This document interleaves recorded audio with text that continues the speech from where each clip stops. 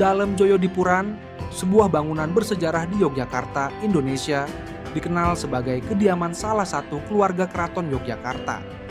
Dibangun pada abad ke-18, pada masa pemerintahan Sultan Hamengkubuwono II, Endalem ini menjadi bagian penting dari sejarah keraton. Pada tahun 1928, Endalem Joyodipuran menjadi lokasi Konferensi Perempuan I, sebuah pertemuan bersejarah yang mengangkat hak-hak perempuan dan emansipasi di Indonesia. Disinilah perempuan-perempuan berani berdiskusi dan memperjuangkan perubahan, berupaya meruntuhkan batasan tradisi untuk meraih hak yang lebih adil. Hingga kini, Endalem Joyodipuran tetap menjadi simbol kekuatan perempuan, penghubung antara tradisi dan perubahan. Melalui sejarahnya, Endalem Joyodipuran mengajarkan kita untuk terus menghargai peran perempuan dalam setiap lapisan kehidupan.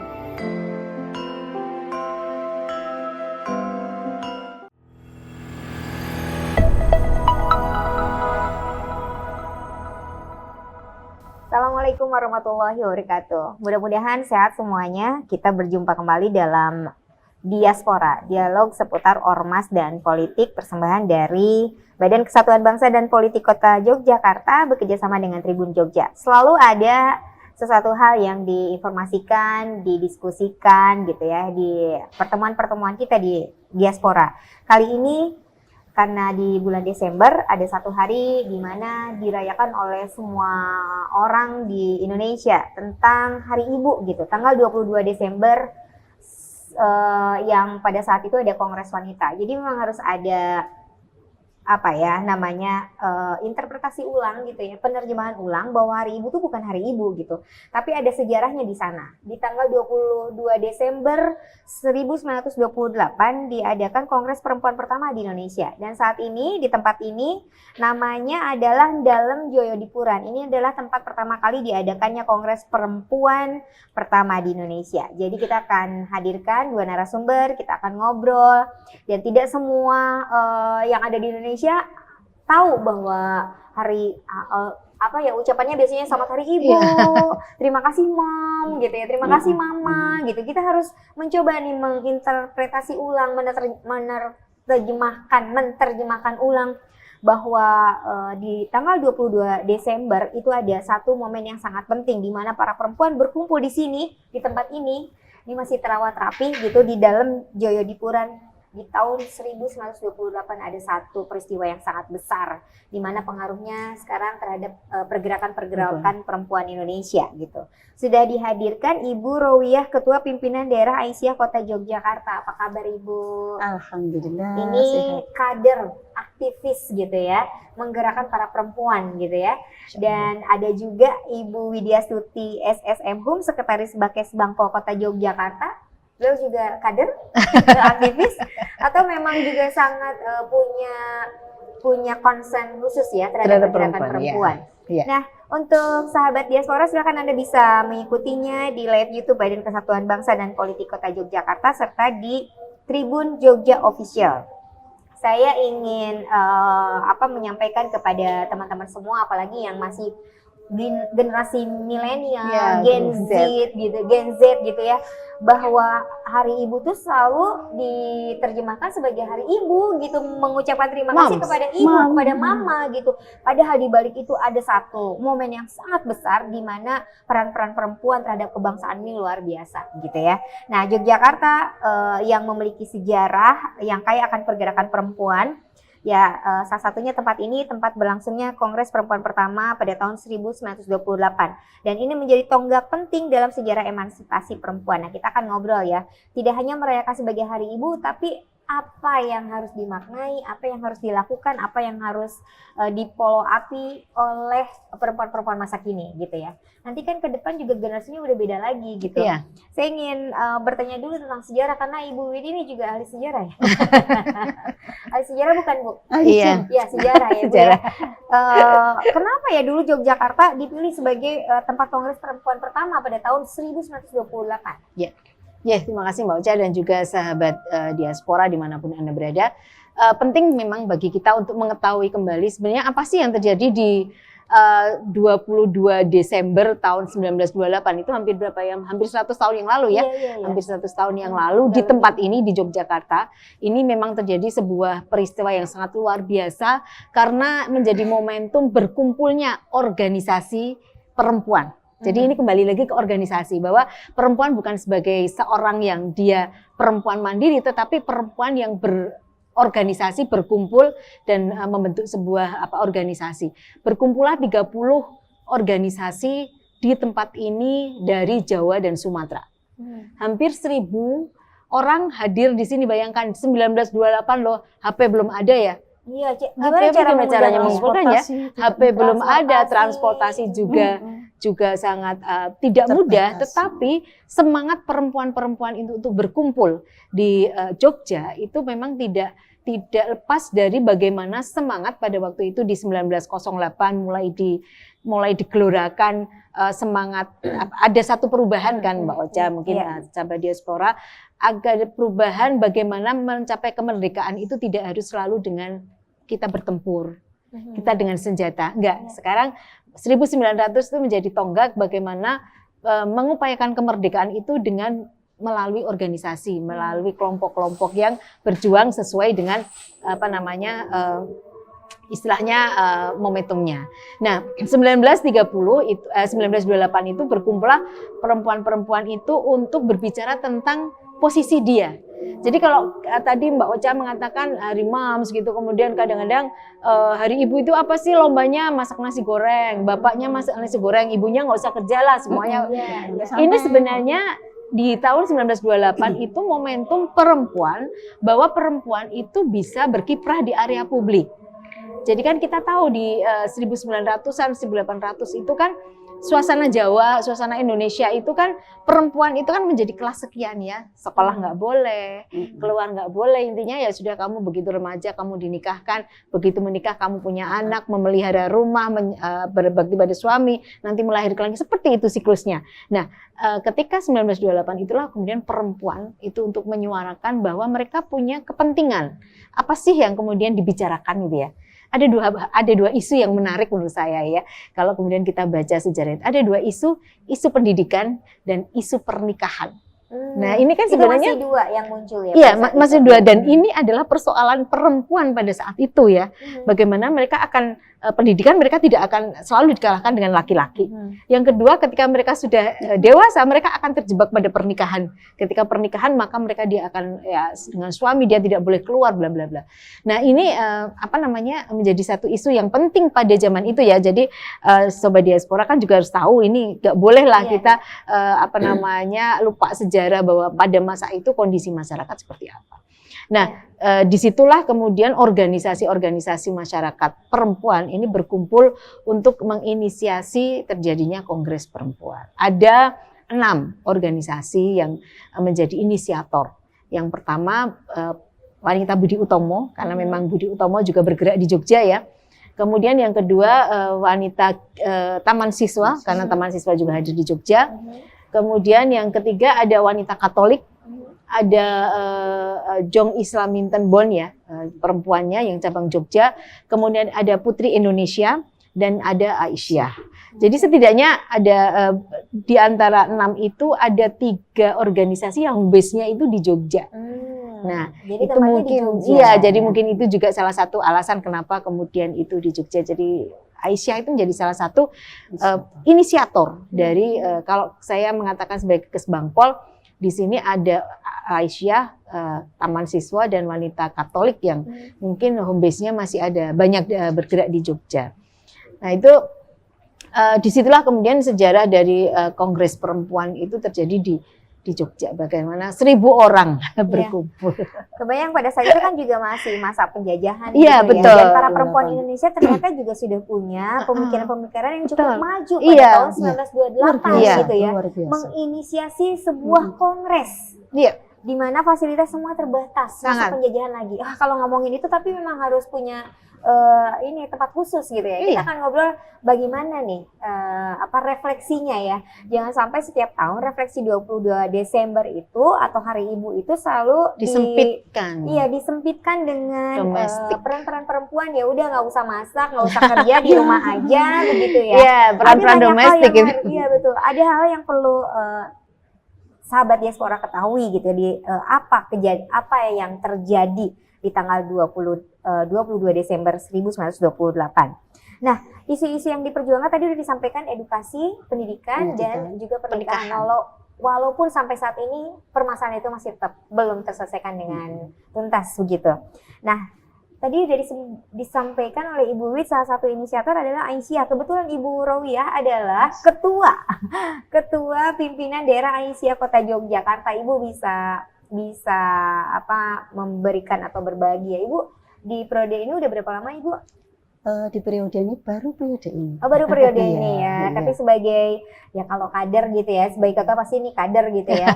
Nah, karena Aisyah menjadi salah satu inisiator dalam Kongres Perempuan, apa saja sih gerakan-gerakan yang sudah dilakukan oleh Aisyah gitu dalam rangka sebagai agen gitu ya perubahan di masa kini gitu, perempuan masa kini. Silakan Ibu.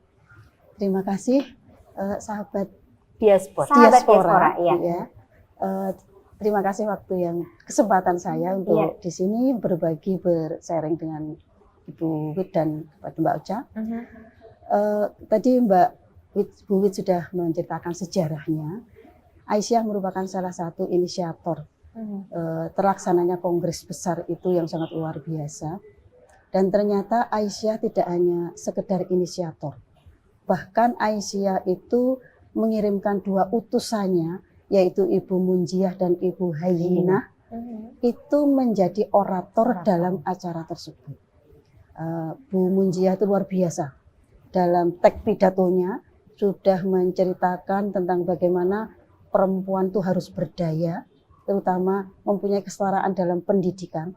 Beliau mengawali, saya tadi membaca dalam ejaan yang lama itu luar biasa. Jadi di zaman itu perempuan sudah mempunyai pemikiran semaju, itu sangat luar biasa.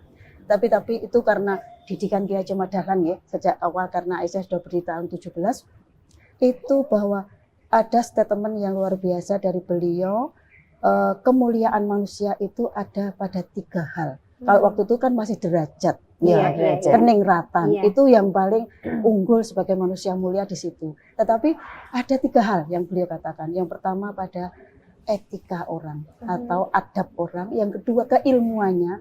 Ketiga adalah integritasnya. Itu luar biasa. Etika, keilmuan dan integritas. integritas moralnya. Itu 3 itu kunci kemuliaan manusia. Sebelum beliau membahas padahal berontak beliau dengan kondisi budaya yang perempuan neraka katut, swarga nunut, itu kan kondisi perempuan saat itu seperti itu.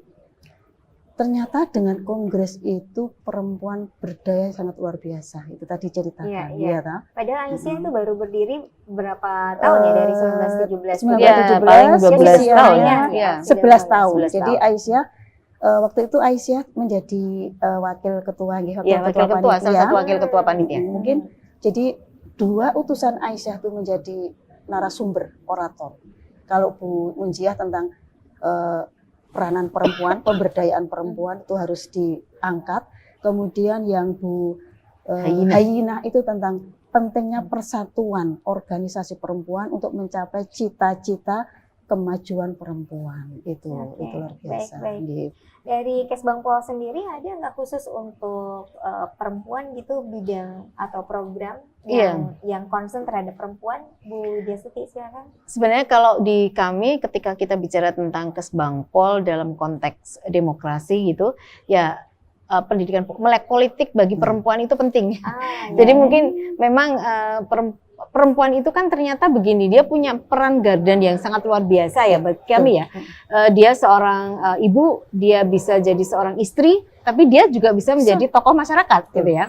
Sehingga dalam posisi itu istilahnya bagaimana dia mempengaruhi keluarganya, bagaimana dia kemudian memprovokasi positif keluarganya, itu menjadi sangat penting dimiliki oleh seorang perempuan.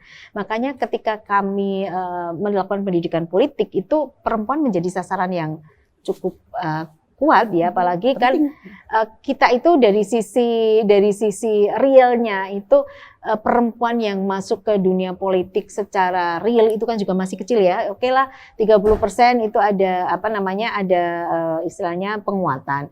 Tetapi ketika kemudian sudah menjadi itu tinggal berapa persen gitu, belum ada 30%. Tetapi kita tidak akan berhenti di situ karena sebenarnya perempuan itu juga punya potensi yang sangat luar biasa menggerakkan ketika kita bicara tentang pemilih pemula. Jadi sebenarnya ketika kita bicara dengan perempuan dalam konteks Kesbangpol pada saat kemudian kita bicara demokrasi, tidak hanya pada dirinya sendiri, tapi bagaimana dia bisa mempengaruhi lingkungannya. Karena itu potensi yang sangat luar biasa dimiliki oleh perempuan. Termasuk juga ketika kita bicara tentang karakter. Jadi kami punya program yang namanya parenting kebangsaan.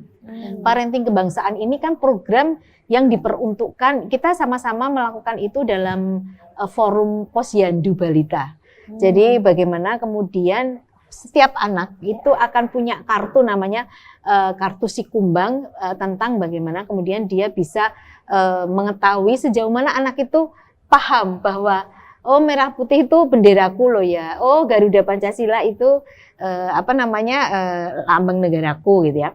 Oh istilahnya saya itu kalau kemudian dengan orang harus toleran dan lain sebagainya, itu sudah mulai ditanamkan pada usia balita dengan ya tentu saja dengan bahasa balita. Tapi di situ peran perempuan menjadi sangat luar biasa karena kan ketika kita bicara Posyandu ya yang membawa kan pasti perempuan gitu ya. Nah ini salah satu beberapa program yang dilaksanakan oleh Kesbangpol. Baik, artinya dari pemerintahan khususnya di Badan Kesbangpol ini juga sudah ada relevansi dan refleksi masa kini bagaimana peran-peran perempuan juga selalu dilibatkan. Nah di Aisyah sendiri nilai-nilai yang diperjuangkan sampai saat ini, masalah etika, keilmuan gitu ya, dan integritas, ternyata itu sangat panjang masanya gitu ya, dari awal tuh nggak selesai-selesai. Apalagi sekarang namanya etika gitu, keilmuan ini sudah mulai dikhawatirkan. Apakah Aisyah juga mengambil peran untuk 3 hal ini? Karena ini kan memang tidak akan selesai gitu. Maksudnya dalam program-programnya Aisyah gitu. Silakan Ibu bisa berbagi dalam ruang dialog di diaspora. Silakan Ibu. Di Aisyah justru 3 hal itu yang menjadi tujuan dari program-programnya. Gitu. Ya. Jelas pembinaan etika dari keagamaan itu kita sudah membagikan di Aisyah punya beberapa majelis yang akan bergerak dalam untuk membina masyarakat supaya beretika. Kemudian ada Aisyah juga bergerak dalam bidang pendidikan. Dan pendidikan sekarang yang dilakukan oleh Aisyah tidak hanya PAUD, Aisyah sudah memiliki sampai SD, sampai SMP, sampai SMA. Dan sekarang alhamdulillah Aisyah juga mempunyai perguruan tinggi. Artinya konsen Aisyah untuk mengembangkan keilmuan perempuan itu sangat luar biasa. Bahkan bukan hanya perempuan semua masyarakat laki-laki atau perempuan. Nah untuk integritas itu tadi, Aisyah di dalam berorganisasi, di dalam menanamkan nilai-nilai itu selalu akan dikembangkan gitu, tentang dan integritas gitu. Dan satu lagi pemberdayaan perempuan. Pemberdayaan perempuan, Aisyah juga melakukan banyak hal yang sudah dilakukan kepada masyarakat. Kalau di kota Yogyakarta, pemberdayaan dari ekonomi itu juga luas sekali. Mungkin karena publishnya yang kurang Kita memiliki sekolah wirausaha Aisyah. Itu dalam rangka mencerdaskan perempuan, memberdayakan perempuan. Itu sudah angkatan ke-16. Jadi lulusannya sampai 700-an orang. Kalau sudah lulus dari wirausaha didampingi untuk menjadi wirausaha, artinya pemberdayaan perempuannya, yaitu masuk Iswara, Ikatan Saudagar dan Wirausaha Aisyah. Kalau di dalam usahanya menghadapi masalah, ada KUKA, konsultasi usaha keluarga Aisyah. Itu sampai seperti itu Aisyah lakukan. Tapi sayangnya itu tadi, Aisyah tidak pernah mempublish itu yang dilakukan Aisyah sangat luar biasa dalam pemberdayaan. Itu untuk Sebenarnya perempuan. harus juga ya, siapa tahu Iya. ini memang Iya. Bisa jadi inspirasi. dan virus Iya, betul. positifnya bisa berkembang Iya. begitu ya. Dan itu masyarakat secara umum, Kalau gitu Mbak. bisa kolaborasi nih dengan Bisa. Kesbangpol. Nah, sebenarnya kalau Kesbangpol sendiri memaknai, ketika kita memaknai Hari Ibu ini ya, Iya. 22 Desember, karena kami itu adalah OPD yang memang bertanggung jawab terhadap ormas, maka sejak awal kan kami selalu mengatakan bahwa Kesbangpol itu ketika dengan ormas itu kan ada dua poin nih. Satu, ormas itu sebagai mitra pembangunan, mitra kami dalam membangun. Kemudian kedua, mitra kami di dalam menjaga kondusivitas. Nah, konteks kemudian ketika kita bicara menjaga kondusivitas, itulah integritas itu diperlukan. Jadi semangat ormas kami itu memang kita mencoba untuk mengajak mereka, ormas baik itu ormas perempuan, ormas kepemudaan, ormas keagamaan, atau ormas, karena gereja itu punya sekitar 150-an ormas yang ada di kota Yogyakarta itu, dan semuanya kita ingin bergerak ke sana. Jadi semua ormas itu akan berpartisipasi di dalam pembangunan kota Yogyakarta, isu-isu yang kemudian sedang diangkat, selain mereka pasti punya isu sendiri gitu. Jadi karena tadi ketika kita bicara tentang pendidikan, itu konteksnya pasti adalah pembangunan gitu ya. Ada kesehatan, pendidikan dan lain sebagainya. Nah, inilah yang kemudian dilakukan oleh, kalau tadi saya menambahkan apa sih yang dilakukan oleh Kesbangpol, salah satunya adalah bagaimana kita memobilisasi ormas itu untuk bisa mereka itu juga punya concern terhadap wilayahnya. Mereka juga punya concern terhadap situasi sekitarnya.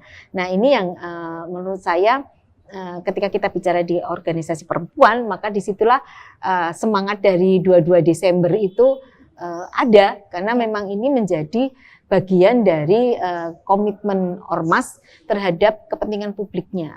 Oke, baik. Ini kepada sahabat diaspora di tanggal 22 Desember tidak terjebak dalam hal-hal yang sifatnya seremoni gitu ya. Mudah-mudahan tapi ada refleksi yang bagus gitu ya. Misalnya dari diskusi-diskusi yang seperti yang kita lakukan nih, Kesbangpol lakukan, sehingga ada upaya refleksi gitu. Iya. Apa sih yang sudah diperjuangkan oleh perempuan masa lalu dan saat ini juga Iya, menjadi betul. estafeta ya, dilanjutkan gitu. Saya sangat Tidak berhenti di Saya sangat tertarik dengan etika, keilmuan, karena tantangannya sekarang banyak sekali. Iya, kedua itu. Integritas itu juga satu persoalan. Iya, satu persoalan, betul. Apalagi anak-anak sekarang suguhan atau sumber belajarnya itu sangat banyak. Dan sangat gitu ya. lintas istilahnya global banget kan. Iya, Jadi betul. ketika kita bicara di era globalisasi seperti ini, integritas itu menjadi penting karena Betul. kaitan dengan etika ya, bagaimana kemudian menjadikan anak-anak itu, dan ini ormas perempuan termasuk ini menjadi media untuk menyampaikan message yang sangat tepat, Mbak Ocha, karena ketika kita bicara tentang integritas, bagaimana kemudian nasionalisme itu menjadi hal yang harus dimiliki siapapun di era global ini loh. Betul. Sampai saat ini juga masih selalu terjebak dengan program-program yang sifatnya feminim. Nah, iya, gitu ya. Betul. Padahal kalau bicara emansipasi sebenarnya sudah selesai. Selesai kita itu Sudah selesai nggak ada. ya. Banyak Sejak sekali 1928 ketika Kongres Perempuan itu sebenarnya disinilah perempuan-perempuan Itu tonggak, Indonesia bergerak. itu Tonggak, bergerak ya, mengatakan perempuan. kami sama dengan laki-laki gitu. Tapi pada kenyataannya di dunia publik Iya. gitu masih ada ya Masih, subordinasi. iya. Betul ya, masih banyak yang harus kita sehingga negara kadang-kadang masih memberikan privilege, harus memberikan privilege Iya. kepada perempuan, termasuk 30% itu kan privilege negara ya. Iya. Tapi rektor-rektor sudah banyak yang perempuan Iya, juga. sudah ya. banyak perempuan juga. Pimpinan daerah juga. Benar, sekarang mulai Iya, bermunculan perempuan iya, ya, gitu ya. Hanya saja tadi perempuan-perempuan itu ya harus dikuatkan dengan intelektual. Iya. Nah, integritas Jadi, sama integritas entut sama, itu. iya. Jadi mungkin jangan sampai anu ya, gitu ya. Tetap di jadi- Hari Ibu ini yang harus Iya. kita tegaskan kepada perempuan-perempuan bahwa inilah saatnya kita harus bangkit berdaya, gitu loh. Iya. Gitu. Jadi kalau kemarin Hari Ibu kita peringati dengan Hari Mama kayak gitu, Iya, tapi iya. ini harus kita anak-anak muda harus tahu bahwa Hari Ibu adalah hari kebangkitan pemberdayaan perempuan. Jadi perempuan sendiri juga harus sadar bahwa dia harus mampu mencari kelebihannya, kemudian di potensinya dikembangkan, berdaya, bermanfaat untuk masyarakat, untuk bangsa. Iya. Mohon maaf ini sebagai sebuah bentuk kritikan aja gitu ya Bu Wit ya. Hmm. Tapi di kantor-kantor pemerintahan juga masih simbol-simbol Hari Ibu itu ya ibu-ibunya pakai kebaya gitu ya. Mungkin nanti lombanya beda ya harusnya. Yang lebih ke Iya ya, mungkin harus ada beberapa gebrakan yang menjelaskan bahwa Hari Ibu itu bukan hanya itu. Iya, gitu. Gimana nih? makanya kan ini Kesbangpol ini punya apa ya istilahnya, punya kepentingan juga sebenarnya juga menggerakkan nih teman-teman saya di Ormas Perempuan, karena kan kalau pemerintah sendiri kan juga tidak bisa apa namanya mengatakan sendiri ya. Tapi ya teman-teman saya di Ormas Perempuan ini juga harus mulai bisa berbicara, speak up tentang potensi mereka. Jadi bagaimana apa yang mereka lakukan ketika Hari Ibu. Jadi Hari Ibu itu memang kita berharap tidak hanya formalitas, tetapi bagaimana itu bisa menguatkan organisasi perempuan itu di dalam berkiprah terhadap masyarakat di area publik. Nah ini berkelompok ini menjadi satu semangat juga di 1928. Jadi memang tidak ketokohan Bu Sukaptina, ketokohan Bu Munjia atau ketokohan Nyi Hajar itu tidak dalam konteks mereka sebagai seorang pribadi. Tapi mereka representasi dari sebuah organisasi. Nah ini yang kemudian kalau di 1928 aja komitmen perempuan bergerak secara bersama dalam sebuah organisasi yang memiliki visi misi sama gitu ya. Seharusnya kan ini bisa menjadi satu momentum juga ya Bu Rowiah ya. Bagaimana misalnya ormas-ormas perempuan, nih harapan kami sih ya, ormas-ormas perempuan yang ada di Jogja itu juga bisa bergerak ya, bergerak bersama untuk menyelesaikan isu bersama. Saya yakin Aisyah sebagai organisasi pusat gitu pasti punya isu lah, punya isu nasional. Tetapi Kota Jogja punya isu loh gitu ya, yang harusnya juga digarap oleh teman-teman ormas perempuan. Misalnya kayak stunting gitu ya. Stunting itu kan isu kota, masih isu kota masih ada isu kota. Jadi bagaimana Aisyah bisa dengan Muslimat, bisa dengan mungkin organisasi perempuan yang lain bisa bergerak bersama. Nah, saya pikir ini momentum yang sangat luar biasa dan Kesbangpol punya kepentingan untuk bisa menggerakkan itu. Baik, Bu, kalau Hari Ibu tuh kan kita sangat sempit ya, menerjemahkan tuh ibu gitu. Padahal Kongres Perempuan itu kan tidak terbatas usia. Dari usia muda pada saat itu mungkin muda. Saya pengen tahu nih ada satu gebrakan gitu barangkali dari Kesbangpol ataupun dari Aisyah. Jadi dalam momentum peringatan Hari Ibu 22 Desember itu tidak hanya ibu-ibu saja gitu yang muncul, tapi juga para perempuan muda sebagai kader-kader yang akan memimpin bangsa di masa yang akan datang itu juga ikut berperan aktif. Tapi kan harus cari format nih.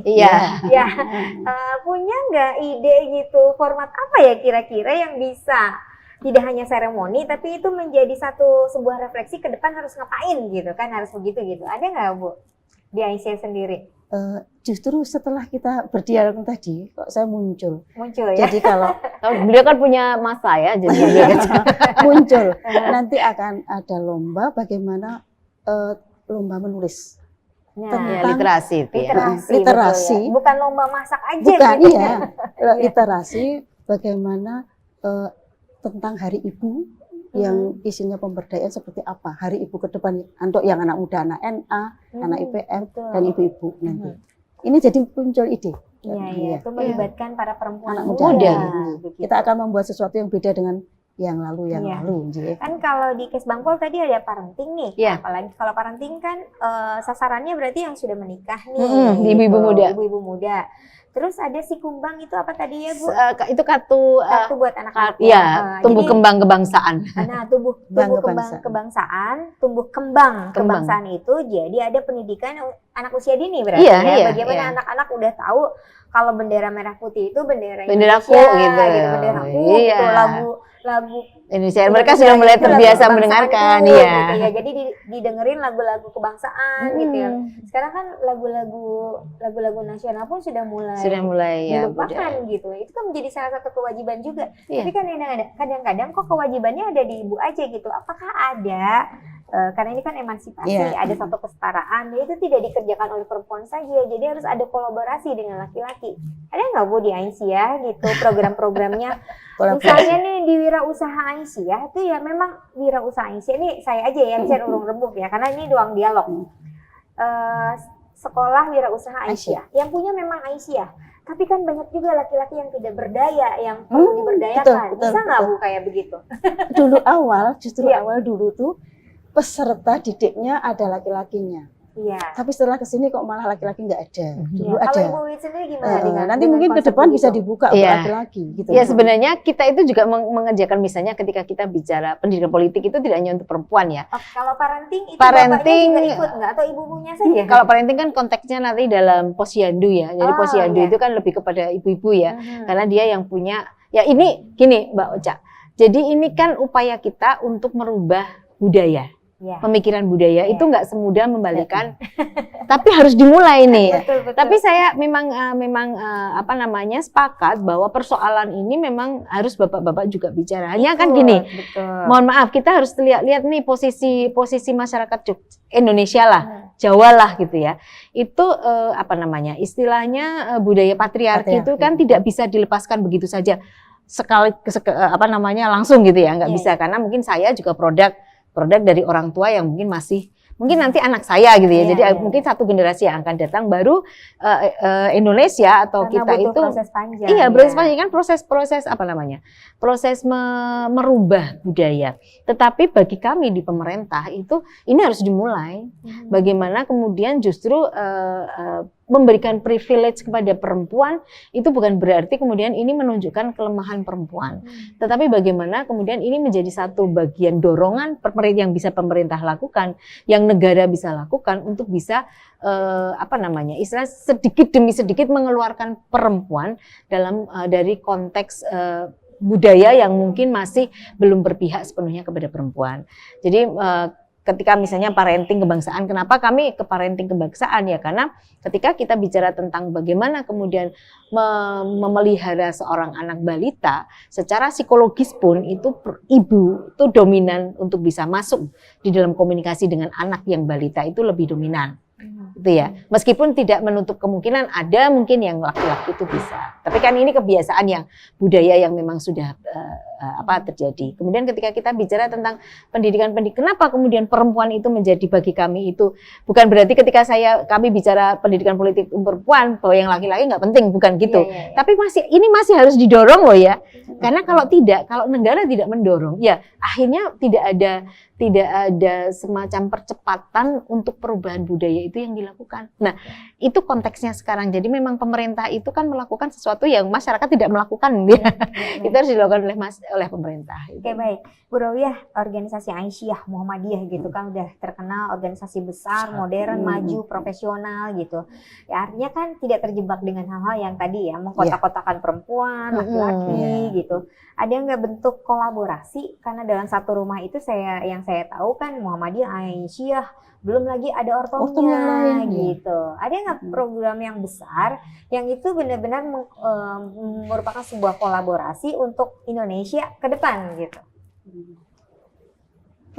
Untuk Kota Yogyakarta. Iya, di Yogyakarta. Ini sudah diawali dengan alhamdulillah dengan sekarang masuk ex officio ya. Iya, dari apalagi ketua sekarang PDA, ada katanya majelis lembaga begitu ya. Itu masing-masing kita punya majelis dan lembaga Iya. PDA PDM. Dan ini karena Aisyah sudah masuk ex officio, sekarang majelis yang ada di Aisyah dan PDM bekerja sama dalam melaksanakan program-program. Artinya sasarannya tidak hanya perempuan, Iya. tapi laki-laki juga. Itu sudah. Kemarin, iya sudah kita lakukan itu. Iya. Pemberdayaan dari ekonomi, seminar-seminar. Sekarang kolaborasi antara Aisyah dan Muhammadiyah sesuai dengan majelisnya itu sudah kami lakukan. Oke, Ibu. Udah. Tantangan utama yang dihadapi perempuan Yogyakarta karena Ibu dalam organisasi perempuan, Ibu Wit di pemerintahan gitu ya. Misalnya dalam bidang pendidikan, ekonomi dan partisipasi politik. Aisyah apakah sudah mengambil peran? Kalau tadi Kesbangpol ternyata punya perhatian khusus juga ya terhadap partisipasi politik untuk perempuan gitu. Di Aisyah sendiri gimana itu? Di Aisyah sudah memulai itu. Ya, kita kan sudah mengikuti pemilu. Iya. Dan kita sudah membuktikan ternyata kalau selama ini politik itu katanya tanda petik ya, politik itu kota, Aisyah sudah membuktikan dengan berpolitik bersih pun bisa menghasilkan sesuatu. Artinya apa? Ini menjadi optimisme kami ke depan bahwa pendidikan politik itu lebih edukasi kepada masyarakat. Bagaimana politik itu dilakukan dengan bersih Iya. Akhirnya nanti politik itu tidak berbiaya mahal, Iya. sehingga korupsi akan berhenti. Itu kan jadi lingkaran gitu. Iya. Ya, itu budaya yang ingin kita ciptakan, dan itu memang lama prosesnya, dan itu butuh effort yang luar biasa ya. Itu Aisyah sudah memulai itu. Dan ke depan nanti kita akan punya program-program, juga mungkin bisa kerjasama dengan Kesbangpol untuk pendidikan politik bagi perempuan. Kalau selama ini pendidikan politik dilakukan menjelang pemilu, menjelang pilkada. Tapi insya Allah besok setelah kita melihat kenyataan seperti ini, itu harus kita lakukan terus-menerus, nggak ada henti. Karena apa? Yang kita lakukan dalam waktu singkat saja, alhamdulillah ada hasilnya. Jadi ada optimisnya ke depan. Kita bisa membangun politik yang adiluhum untuk Indonesia, meskipun itu panjang. Bapak-bapak juga bilang itu sulit bukan berarti tidak mungkin, Mbak. Sama-sama. Merubah mindset atau persepsi yang itu, sudah mengakar juga agak susah ya. Karena seringkali kita melihat kalau dalam kepanitiaan atau dalam bidang-bidang kalau perempuan disimpannya dikonsumsi gitu ya. Iya. Ya kan? Konsumsi. Bagaimana nih? Bendahara gitu ya, pengelolaan keuangan, padahal laki-laki juga banyak kok yang expert di bidang itu, perempuan di bidang-bidang leadership untuk kepemimpinan juga bagus gitu. Tapi dari tahun 1928 sampai sekarang udah generasinya beda gitu. Kenapa? Ini kan berarti tantangan ya. Kenapa masih ada yang mengakar seperti itu? Bu Wiwit, silakan. Sekali lagi kita berhadapan dengan kultural. Kalau kita itu merubah masyarakat itu kalau secara struktural itu gampang ya. Keluarkan aja SK wali kota, perintah wali kota, perwal, perda dan lain sebagainya, struktur selesai. Tetapi kalau ini sifatnya kultural, itu kan nggak bisa secara revolusi, itu harus evolusi, harus pelan, dan itu benar-benar proses internalisasi, Mbak Ocha. Nah ini yang kemudian kalau prinsip kami dari pemerintah kota itu harus bergerak nih, ini harus dimulai. Entah ini sebuah investasi jangka panjang, mungkin kita baru akan bisa memetiknya itu 1 dekade ke depan atau 1 generasi ke depan. Tapi ini harus dimulai karena kalau bagi kami misalnya dari pemerintah kota ini mulai bagaimana kemudian leadership perempuan juga sudah mulai banyak gitu ya, dan beberapa kegiatan bahkan pernah yang namanya dinas pemberdayaan perempuan itu kepala dinasnya juga tidak harus perempuan kan, pernah laki-laki. Itu kan konteks seperti itu kan sudah mulai dimulai. Artinya kita tidak bicara pada persoalan gender. Segmen juga ada perempuan. Iya. Banyak kalau segmen dia. Artinya ketimpangan gender di Yogyakarta sudah tidak ada ya? gender dalam konteks laki-laki perempuan ya, seks itu yang kemudian berbicara adalah kompetensi aja. Jadi kalau di pemerintah kota itu mencoba untuk melihat itu secara proporsional. Jadi ketika kami harus mengintervensi perempuan itu salah satunya karena memang kondisi masyarakat ini masih perlu nih diintervensi gitu. Tapi kalau misalnya ternyata perempuannya sudah oke gitu, ya sudah kita misalnya ketika bicara UMKM ya perempuan lebih dominan ya di kota itu ketika kita bicara UMKM. Tapi ketika kita bicara politik itu memang masih memerlukan intervensi pemerintah. Nah disitulah Kesbangpol hadir. Oke, baik. Nah, karena kami nih berada di dalam Jaya Tiburan, tempatnya Kongres Perempuan pertama di sini ya. Berarti kan ini sebagai simbol gerakan perempuan Indonesia gitu, dan anak-anak sekarang mungkin tidak banyak yang tahu ya. Mudah-mudahan lewat diaspora sebagian anak yang belum tersentuh bisa paham ya. Nah, upaya apa atau langkah apa yang bisa memperkuat nih Yogyakarta tuh biar kuat nih.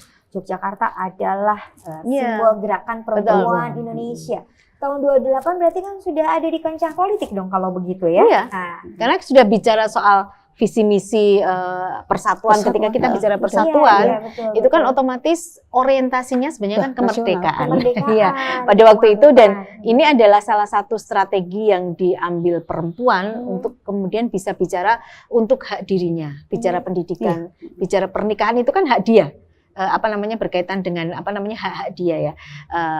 Itulah kemudian dibicarakan di 1928. Nah, satu yang memang kadang saya tergelitik gitu ya, Mbak Ocha, karena mungkin tadi saya sejarawan gitu ya, orang yang paham sejarah gitu. Saya itu kan selalu berpikir ini kenapa ya dari 219 atau 200 sekian pahlawan nasional itu kan perempuannya ada sekitar 15 dan belum satu pun loh tokoh perempuan yang berkiprah di 1928 itu diangkat menjadi pahlawan nasional. Nah ini PR buat kita kan, kita semuanya.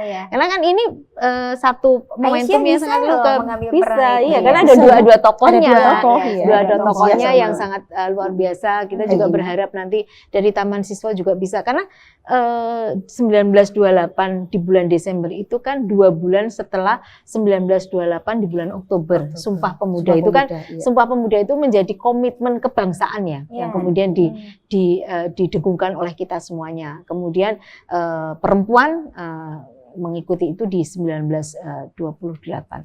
Itu sangat luar biasa bagi kita, dan memang PR kita untuk bagaimana anak-anak itu, ini kan bagian dari transfer knowledge dan transfer value Iya, bagi betul. anak-anak untuk bisa mengetahui sebenarnya sebagai perempuan nih, anak-anak perempuan yang sekarang ya, anak-anak generasi milenial atau generasi Z itu, sebagai perempuan itu sebenarnya kita sudah bergerak sangat luar biasa loh gitu Iya, ya. iya. Di 30 zaman- organisasi, Iya, 30 organisasi. dalam Kongres Perempuan itu sampai saat ini, apakah 30 organisasi itu semuanya masih eksis gitu? ada yang Ada ada, ada yang yang ada, sudah ada yang Banyak sudah yang tidak ada. sudah tidak. Banyak yang sudah tidak ada. Nah, salah satu yang saya Aisyah masih eksis Aisyah. ya? Aisyah, Taman Siswa Taman juga Siswa masih. perempuan Katolik juga masih. perempuan Budi Katolik. Utomo itu juga sudah nggak ada Sudah ya, nggak ada. sudah ada. Oh, apa resepnya nih kalau melihat ya, kenapa organisasi Aisyah itu masih berdiri tegak dari sejak mengambil kiprah di Kongres Perempuan Indonesia, bahkan sekarang lebih maju gitu? Iya. Aisyah kan tonggaknya bukan waktu kongres saja ya. Iya betul, sebelumnya memang Ketika sudah. didirikan itu sudah berdasarnya sudah kuat. Mhm. Jadi landasan berdirinya Aisyah itu yang kukuh dan kuat itu, kemudian motivasi apa pendiriannya itu yang membuat Aisyah terus berkembang. Jadi mungkin beda dengan pengembangan yang dan juga mengakar gitu ya Bu iya, ya. mengakar Mhm. gitu. Artinya kan juga di situ ada program-program yang memang efeknya, dampaknya juga ya, dari mulai value tadi. Iya, ya. ya, Iya. nilainya jelas yang Mhm. diperjuangkan oleh Aisyah ya. Mhm. Mhm. Dasar diriannya Aisyah ada ayat Al-Qur'an ya. Waktu Hmm. itu Gajah Mada kan terinspirasi dengan An-Nahl 97. Iya. Sampai itu man amila sholihan min dzakarin aw unsa, barang siapa beramal soleh baik laki-laki atau perempuan, itu kan saat itu Kiai Haji Ahmad Dahlan memahami bahwa perempuan dan laki-laki itu punya kesetaraan. Dan Kiai Haji Ahmad Dahlan tidak kemudian begitu saja mendirikan Aisyah, tapi dipersiapkan betul bahwa anak-anak putri waktu itu kauman yang mempunyai kemampuan intelektual disekolahkan di sekolah Belanda ya. Kemudian yang dididik agama, setelah siap didirikanlah Aisyah. Bagi Aisyah persoalan gender tahun 1917 itu sudah selesai. Tetapi Aisyah harus membagi itu, mendidik masyarakat untuk sadar akan potensi dirinya berkembang, punya kesetaraan potensi itu. Kalau masih eksis artinya juga kuat di kaderisasi Iya, kuat. ya Bu Iya. ya. Proses Eh, pengkaderannya. Sebenarnya ketika kita bicara sebagai sebuah ormas, Mhm. organisasi itu kan survive-nya itu kan banyak Iya, banyak elemennya Elemen, ya. betul. Di samping kemudian dia itu sistem kepemimpinannya atau pengurusannya, bidang geraknya, kemudian bagaimana cara dia sistem rekrutmen anggota dan lain sebagainya, itu menjadi salah satu elemen lah Elemen. kalau kita bicara bagaimana indikator ketika seorang ormas itu bisa eksis. Nah, memang satu abad itu kan bukan satu tempat yang singkat. Ketika visi sebuah ormas itu hanya pada jangka pendek, ya ketika jangka pendek itu tercapai selesai. Ya misalnya kayak kita bicara tentang Budi Utomo, jangka pendek organisasi ini kan memang didirikan ketika mereka tujuannya untuk kemerdekaan. Jadi ketika itu sudah merdeka, ya so what next gitu loh. Iya, Ya. iya. Jadi memang visi misi sebuah ormas itu menjadi penentu apakah dia mau long time atau dia hanya berhenti pada satu titik tertentu. Nah, memang untuk ormas 30 ormas itu memang kita belum ada data yang valid atau fix gitu. Dari 30 itu mana aja yang masih hidup. Tetapi yang jelas dari 6 inisiator ini setidaknya 3 inisiator dari 3 ormas itulah yang kemudian saat ini masih ada gitu ya. Nah, ini menunjukkan satu misalnya kayak Aisyah, Taman Siswa sama Wanita Katolik ini memang didirikan dengan visi misi yang dia punya jangka panjang. Oke, kalau begitu kan pemerintah dan masyarakat ini harus bisa saling kolaborasi ya. Sebagaimana pemerintah dan masyarakat ini bisa mendukung inisiatif yang dipimpin oleh organisasi perempuan pada masa itu sebagai inisiator dan sampai sekarang masih eksis. Berarti kan harus ada dukungan juga gitu. Nah, Selain Kasbangpol kan lebih kepada pendidikan politik. Enggak, kalau kami dari Ormas, kami di Ormas itu punya tiga fungsi ya. Satu, kami juga punya fungsi pembinaan, kami punya fungsi pengembangan dan pengawasan. Nah, pengawasan memang ya mungkin seperti Aisyah mungkin pengawasannya seperti itu ya, tapi ada banyak juga organisasi kemasyarakatan yang memang kita perlu pengawasan yang intens. Tapi pembinaan dan pengembangan ini sebenarnya yang kami lakukan untuk semua ormas. Dan ini menjadi salah satu fungsi ataupun kemudian yang diberikan pemerintah kepada ormas untuk eksistensi ormas itu terjaga. Karena gini, ormas itu kalau selama ormas itu terjaga baik, mereka bergerak untuk masyarakat, itu kan mitra kami sendiri. Kami nggak bisa bergerak sendiri nih pemerintah itu ya. Kalau tanpa ormas itu ya kami nggak bisa ngapa-ngapain. Beliau-beliau yang di ormas inilah yang punya massa dan punya leader trust leader gitu ya. Jadi seorang kepemimpinan yang dia diangkat atas dasar kepercayaan. Sehingga ketika pemerintah itu mempunyai message tertentu, salah satu strategi yang kami lakukan adalah kami menyampaikan itu lewat ormas. Karena mereka akan punya anggota, ketika mereka menyampaikan sebuah message, meskipun itu sebenarnya message-nya pemerintah, itu pun kemudian mereka anggotanya akan ada perhatian yang lebih. Nah, itu strategi, bukan berarti pemerintah itu tidak diperhatikan, bukan, tapi ini strategi untuk semakin memasifkan apapun yang kemudian ingin dicapai oleh sebuah pemerintah itu ya. Tentu saja untuk kesejahteraan masyarakatnya. Oke, baik. Saya ke Ibu Rowiah, Bu Riah. Bu Rowiah, kan kita harus melihat perspektif masa depan. Masa lalu sudah dengan gerakan-gerakannya di Aisyah sebagai organisasi perempuan gitu. Masa kini sedang dilakukan tadi ada banyak program-program yang sudah dilakukan. Nah, perspektif masa depan ini kan kita juga harus fokus memperhatikan generasi muda ya. Karena perempuan itu bukan perempuan yang sudah dewasa gitu. Ada banyak perempuan-perempuan yang akan muncul gitu. Yang disiapkan nanti di masa yang akan datang. Khususnya perempuan dulu karena kita bicara tentang perempuan gitu. Apakah perempuan-perempuan muda itu sudah mulai terlibat untuk melanjutkan semangat cita-cita dari Kongres Perempuan dari 28 sampai sekarang 2024. Silakan Ibu. Kalau di organisasi Muhammadiyah kan ortomnya banyak ya. Ada Aisyah, ada Nasiah, ada IPM, ada IMM, dan itu ada generasi muda di sini. Jadi masing-masing ortom ini bergerak insya Allah dalam rangka meneruskan komitmen itu tadi, Kongres Perempuan itu tadi untuk memajukan perempuan, yang bagi perempuan ada IPM Wati dan ada NA.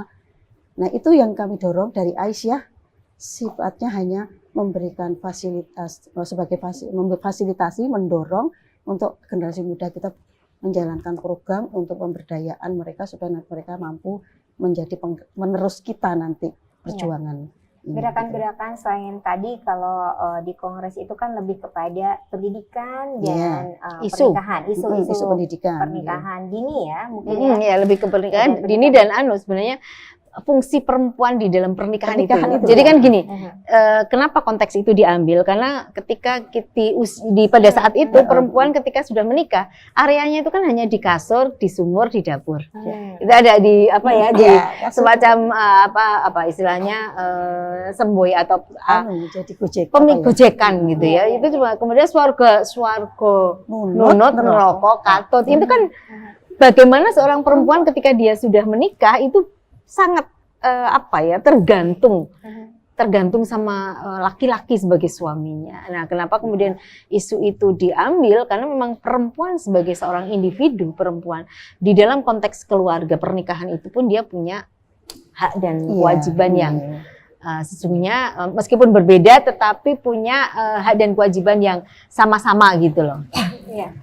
Tadi juga sudah berkembang ya kalau dalam pendidikan, pernikahan, ada SWA berarti ke bidang ekonomi, peran ekonomi, kesehatan, kesehatan. Aisyah punya kesehatan, punya kita punya gacha sekarang. Gerakan Aisyah Cinta Anak, itu perhatian kita kepada anak. Selain pendidikan usia dini, kita punya gacha, yaitu gerakan Cinta Anak. Dalam rangka itu jawaban persoalan anak yang sangat luar biasa sekarang. Kemudian muncul gerakan Cinta Anak itu sekarang dilaksanakan secara masif di sekolah-sekolah yang tidak ada kekerasan di situ, ada cinta anak di keluarga, dan kita harus peduli anak-anak di lingkungan kita supaya anak-anak itu tidak menjadi korban kekerasan seperti itu. Artinya kan juga program-program tuh harus menyesuaikan Iya, ya dengan iya. kebutuhan Iya, generasi yang isu. akan datang gitu ya. Ya, ketika mungkin Mbak Ocha juga masih ingat ya, Bu Rovia, beberapa tahun belakangan itu isu tentang kekerasan terhadap anak di lembaga pendidikan itu Iya, juga. iya, Nah, betul. itu kan peran perempuan, organisasi perempuan itu menjadi sangat penting karena ketika kita bicara perempuan itu relatednya biasanya dengan anak dan lansia Iya, ya. betul, betul. Itu Iya, kan iya. satu isu yang ya mau tidak mau suka tidak suka itu sering direlated gitu ya. Jadi, ketika kita bicara organisasi perempuan maka dia akan banyak bergerak untuk ngurusin anak, Anak. kadang untuk ngurusin Sebenarnya itu lansia gitu. itu juga menjadi satu PR harus merubah mindset Iya, bahwa iya. anak juga menjadi Iya. tanggung jawab para ayah gitu Iya, ya. iya. Organisasi laki-laki gitu ya. Organisasi ya. Harapan Ibu nih sebagai ketua organisasi ya yang cukup besar Aisyah. Harapannya untuk karena di daerah ya Kota Yogyakarta ke depan sebagai kota yang terus mendukung pemberdayaan perempuan di semua sektor apa saja nih? Karena tadi kan sudah berkembang nih ke kesehatan, mungkin di bidang teknologi gitu. Apakah juga sudah punya kiprah perempuan-perempuan yang ada di sana gitu? Silakan Ibu. Harapan ke depan kita ingin bersama-sama dengan pemerintah ya, berkolaborasi dalam mewujudkan kota Yogyakarta yang kota yang betul-betul maju. Maju dalam arti perempuan juga mempunyai hak yang sama dengan laki-laki dalam memberdayakan dirinya. Itu harapan kita ke depan. Terus kemudian kita harapannya ke depan anak-anak kita, anak-anak muda gitu juga bisa menjadi anak-anak yang mempunyai visi ke depan yang jauh. Tapi ini panjang juga ini harus sekarang anak-anak kita kan karena gadget itu ya. Jadi sekarang anak-anak malas itu lebih banyak dan itu menjadi ke depan kita program gajah kita. Aisyah ini sudah ke cabang-cabang. Kita punya Biksa juga dalam rangka tadi menjawab persoalan keluarga itu ke depan nanti Biksa bisa lebih banyak membantu masyarakat karena ternyata masih banyak perempuan-perempuan yang tidak beruntung mendapat pasangan yang tidak sevisi, akhirnya potensi perempuan itu tidak bisa dikembangkan karena kondisi ternyata di zaman seperti ini masih ya Mbak, ternyata masih banyak itu. Dan ke depan Aisyah akan membantu itu, mengurangi itu supaya perempuan bisa maju, anak-anak bisa maju. Tadi dengan berkolaborasi dengan pemerintah, tentunya Kesbangpol. Oke, kalau pemerintah sendiri bagaimana mendukung pemberdayaan perempuan yang sudah dilakukan oleh organisasi-organisasi? Ya, yang jelas kami pasti akan memasifkan fungsi pemerintah sebagai pembinaan dan pengembangan ya kepada ormas yang ada di Kota Yogyakarta, baik itu ormas yang memang sudah terdata maupun ormas yang masih ya belum mendekat kepada pemerintah. Kita punya kepentingan untuk kemudian memaksimalkan potensi yang ada di ormas itu untuk satu berkolaborasi dengan kami di dalam pembangunan, menjawab semua persoalan-persoalan tentang isu kota itu ya, masalah kota. Kemudian yang kedua tentu saja bagaimana kemudian ormas, terutama ormas perempuan itu bisa kemudian bersama-sama kita untuk menjaga kondusivitas masyarakat. Karena memang saya melihat ormas punya potensi yang sangat luar biasa untuk melakukan dua hal ini. Isu sampah. Kalau kami hanya bergerak sendiri, pemerintah bergerak sendiri itu menjadi sangat tidak efektif. Tapi kalau ormas itu juga bergerak, maka itu akan menjadi satu amunisi yang lebih ya. Kalau mungkin pemerintah itu hanya bisa meraih ke RT RW secara formal. Tetapi ketika ormas itu bergerak, maka yang akan terjadi bagaimana kemudian ormas bisa menggerakkan anggota yang ada di rumah-rumah itu untuk bergerak gitu. Nah, inilah yang kemudian menjadi satu satu hal yang ingin selalu kami lakukan. Makanya bagi kami Kesbangpol, pemerintah kota, ormas itu punya posisi yang sangat penting.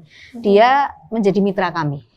Bukan hanya sekedar istilahnya ada di sini kemudian bergerak, tapi bagaimana menggeret menarik ormas itu juga untuk berbicara tentang kota Jogja.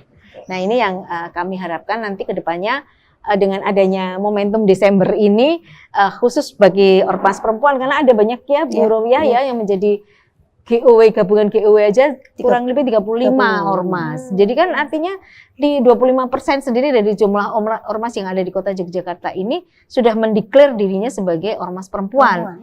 Nah, itu semakin banyak isu perempuan dan anak yang ada di Kota Yogyakarta selain stunting, sampah itu kan juga bagian dari isu-isu yang memang bisa dilakukan oleh organisasi-organisasi perempuan ini. Nah, ini adalah harapan kami dari pemerintah untuk bisa berkolaborasi, bersinergi dengan ormas di dalam menyelesaikan banyak persoalan kota. Dan salah satunya yang kami harapkan bisa kita ambil semangatnya dari 22 Desember ini. Ya, baik. Baik, untuk sahabat diaspora, bagaimana kota Yogyakarta ini menjadi tempat kongres perempuan pertama di Indonesia, karena Ibu Rowiah ini adalah salah satu pimpinan di daerah atau di kota Yogyakarta sebagai ketua Aisyah. Saya ingin sebelum kami pamitan gitu, strategi yang dilakukan oleh organisasi gitu, organisasi perempuan menjawab tantangan yang pasti tantangan dari zaman ke zaman itu akan berbeda gitu ya.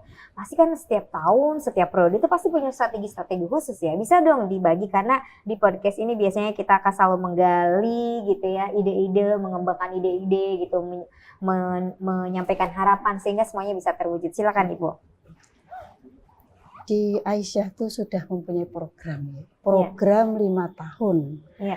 Nah, setiap tahun kita akan membuat strategi pelaksanaan program itu, karena kita punya 6 majelis dan insya Allah sudah mencakup semua persoalan yang ada di kota, kesehatan, pendidikan, ekonomi, dan bahkan tentang bencana dan lain sebagainya di Aisyah sudah ada. Ya, setiap tahun kita akan terus Mbak, memperbarui strategi apa yang kita lakukan ke depan. Ya, tentunya strategi yang kita lakukan adalah sesuai dengan isu yang sedang terjadi di masyarakat, sesuai dengan apa yang terjadi di masyarakat bawah terutama. Itu yang akan kami angkat. Program-program akan sesuai dengan itu. Program kita lakukan adalah jawaban dari persoalan di masyarakat. Jadi insya Allah program Aisyah sangat dirasakan manfaatnya. Ketika isu kemiskinan, contohnya Aisyah membuat program anak asuh. Kalau bisa kami sampaikan, anak asuh sekota Yogyakarta itu lebih 1.000. Itu yang dilakukan Aisyah. Kemudian ketika persoalan sampah, kami pun juga melakukan itu dengan sosialisasi, kemudian pendampingan ke bawah tentang bagaimana memilah sampah, bahkan itu kita lakukan terus-menerus. Jadi strateginya apa? Strategi program-program kita lakukan selalu kita sesuaikan dengan kebutuhan masyarakat. Selalu ada strategi baru ya, sehingga masih eksis ya sampai sekarang ya. Oke, mudah-mudahan apa yang disampaikan, dialog-dialog kita, diskusi kita, berbagi pengalaman gitu, mengembangkan ide, ini akan selalu banding lurus gitu ya. Organisasi perempuan yang ada, yang masih eksis itu selalu akan membantu menjawab kebutuhan-kebutuhan sesuai dengan zamannya gitu ya. Dan pemerintah juga akan selalu berkolaborasi menggandeng para organisasi perempuan yang ada di Yogyakarta. Mudah-mudahan Yogyakarta sebagai simbol perjuangan perempuan Indonesia ini tidak akan pernah luntur, tidak akan pernah hilang gitu, tapi terus berkembang, bergerak, dan mampu menjawab semua masalah-masalah yang ada di bangsa dan negara kita. Amin. Nampaknya saya harus segera pamitan, namun sebelumnya saya mengucapkan terima kasih kepada Ibu Rowiah, Ketua Pimpinan Daerah Aisyah Kota Yogyakarta, dan juga Ibu Widya Stuti SSM Hum, Sekretaris Bakes Bangpol Kota Yogyakarta, serta seluruh sahabat diaspora yang menyaksikan kami lewat live YouTube Badan Kesatuan Bangsa dan Politik Kota Yogyakarta, serta Tribun Jogja Official. Saya Rosa Ajahar pamit. Selamat pagi. Assalamualaikum warahmatullahi wabarakatuh. Waalaikumsalam.